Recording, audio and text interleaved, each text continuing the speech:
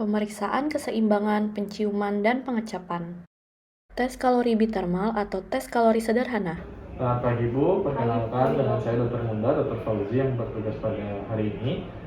Di sini Ibu namanya siapa ya? Dengan Yunita, Dok. Iya, Ibu Yunita. Kita akan melakukan pemeriksaan tes keseimbangan. Nanti di telinga Ibu akan dimasukkan dengan cairan yang panas dan dingin.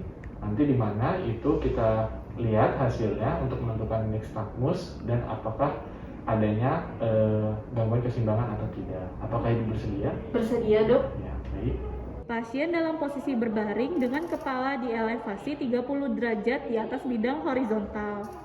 Air steril sebanyak 20 cc. dengan suhu 30 derajat Celcius dimasukkan ke liang telinga selama 40 detik. Setelah itu, penderita menghadap ke atas dan diinstruksikan tetap membuka mata selama tes dilakukan. Nilai apakah terdapat nistagmus yang terjadi di mata, perhatikan arah dan lama nistagmus. Setelah dilakukan tes kalori pada telinga kiri dan kanan dengan suhu air dingin 30 derajat Celcius dan suhu air panas 44 derajat Celcius dan dicatat arah dan waktu nistagmus. Setelah itu, masukkan ke rumus untuk menghitung selisih waktu nistagmus kiri dan kanan. Bila selisih ini kurang dari 40 detik, maka berarti kedua fungsi vestibuler dalam keadaan seimbang. Tetapi bila selisih ini lebih besar dari 40 detik, maka berarti yang mempunyai waktu nistagmus lebih kecil mengalami paresis kanal. Selanjutnya, pemeriksaan penghidu. Bu, di sini saya Dr. Munda. Kita akan melakukan pemeriksaan tentang penghidu, di mana nanti mata Ibu ditutup, lalu pada hidung Ibu ditutup yang di sebelahnya, nanti ada bahan, lalu nanti jika Ibu mencium aroma baunya, Ibu bisa melambaikan tangan. Ya, baik, Dokter. Penderita diinstruksikan untuk menutup mata dan lubang hidung yang akan dites. Letakkan bahan tes di depan midsternum, kira-kira 20-30 cm dari lubang hidung yang akan diperiksa.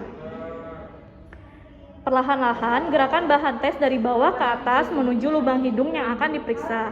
Instruksikan penderita mengangkat tangan bila menghidu bahan tes.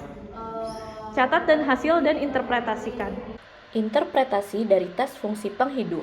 Normosmik apabila dapat menghidu dari jarak lebih dari 10 cm, hiposmik apabila dapat menghidu dari jarak 0 sampai 10 cm, di mana 1 sampai 4 cm hiposmik berat, dan anosmik apabila tidak dapat mencium sama sekali. Pemeriksaan selanjutnya yaitu pemeriksaan pengecapan. Assalamualaikum, Pak. Silahkan duduk, Pak.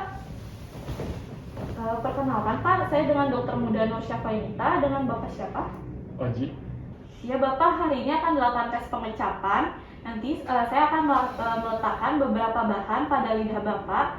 Nanti dengan mata tertutup dan juga hidungnya nanti akan ditutup ya, Pak. Jika Bapak merasakan bahan yang saya letakkan di lidah Bapak dapat mengangkat tangan.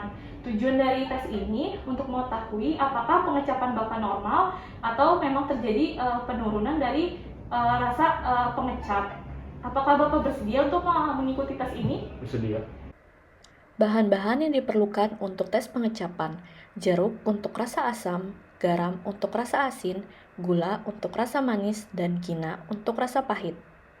Penderita diinstruksikan menutup mata, menjulurkan lidah sementara hidung ditutup.